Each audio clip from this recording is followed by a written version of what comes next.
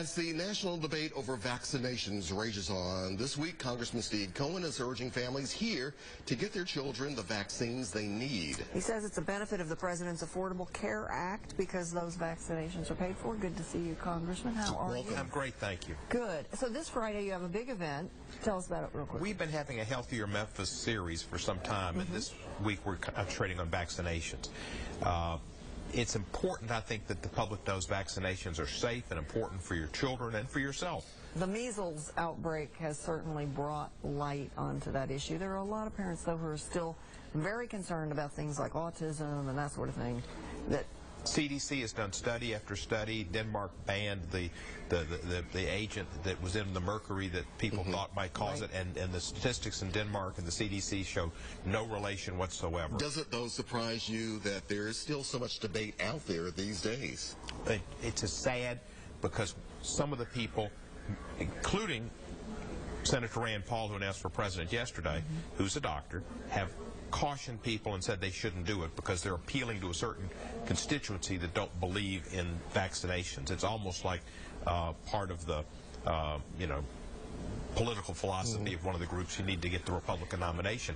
And it's wrong. It's wrong. The facts don't show it. My friend Robert Kennedy Jr. on the other side of the political spectrum is also against them, and I disagree totally with Bob. This is something children should get, those vaccinations. And Bill Gates has put in billions of dollars to help rid the world of some of these diseases, polio in particular, and the anniversary of the Salk vaccine comes up this week, April 10. It's one of the reasons we're doing it. I had polio as a child. My father had the vaccination in our house. He gave the vaccine to second-grade children as part of his pediatric practice, but didn't give it to me because I wasn't in the second grade while my brother was. Wow. And I got polio 3 months later. So I personally know what the benefit can be of getting the vaccination. And the vaccination, I should have gotten that vaccination. I say I should have. Maybe I shouldn't have because it was not within his charge. He was to give it to second graders, but he had it in the house and thought about giving it to me and didn't do it. Wow. And it's affected me the rest of my life. Obviously an issue that hits very close to home for you. Congressman, I want to talk about some other issues as well. We just had a story about some of the airlines like Southwest expanding flights into Memphis, but as you well know, Jack Sammons, who headed the Memphis-Shelby County Airport Authority, now heads down to City Hall to work as the Chief Administrative Officer now. Will we still be as aggressive, you think, in being able to recruit additional airlines into Memphis as we should, or you think things will slow down, or it won't be affected? I think we'll be fine. I think Jack did a good job there. I think he'll do a good job as CAO, but I don't think that his lack of presence at the airport authority will deter whoever takes the spot and the airport. We just hired a guy for $100,000. If he's not capable of doing the job of bringing people in, Jack just threw away $100,000. I don't think Jack would have hired that fellow unless he thought he could help bring in flights. So I think we're going to be good. It's just a matter of how much we can offer the airlines in terms of folks coming in and out of Memphis who are residents here. And on that point, we interviewed someone just recently who said that really he thinks the whole nature of air travel and the structure of airports all around the country is really changing to more of a regional model. Do you agree with that rather than the national hub and spoke?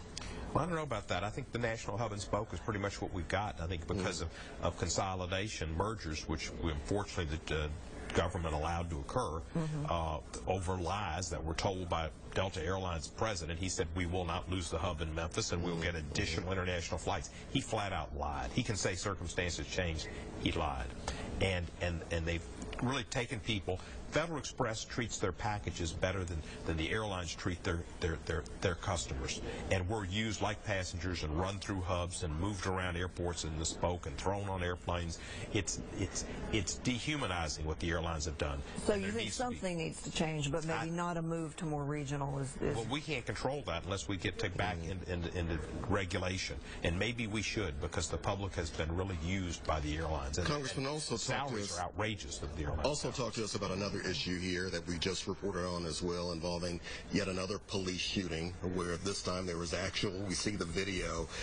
When it comes to the Justice Department's involvement, when it comes to locally, maybe, calls for additional civilian review boards, or maybe the creation of them, where do we stand there? And is this an indictment on just where things are racially speaking, or is that being blown out of proportion? I think it's something that's gone on in this country for 100 years at least, if not more. Ever since, slavery, they killed slaves who ran away, and there was no rights. And during Jim Crow, I think there have been a lot of illegal killings.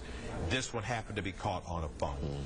I think the policemen should wear cameras. There are bills in Congress to have pilot projects on funding cameras on policemen. I support that. I think we should have police review boards. I think they should have subpoena power. Most policemen are good guys, good people. What happened in South Carolina is not the only time that's happened. It just got caught on tape. I saw a tweet last night where 1 second away from being a hashtag. This has to stop. And this is part of a racist society. That policeman would not have had the same problem with the Caucasian he stopped.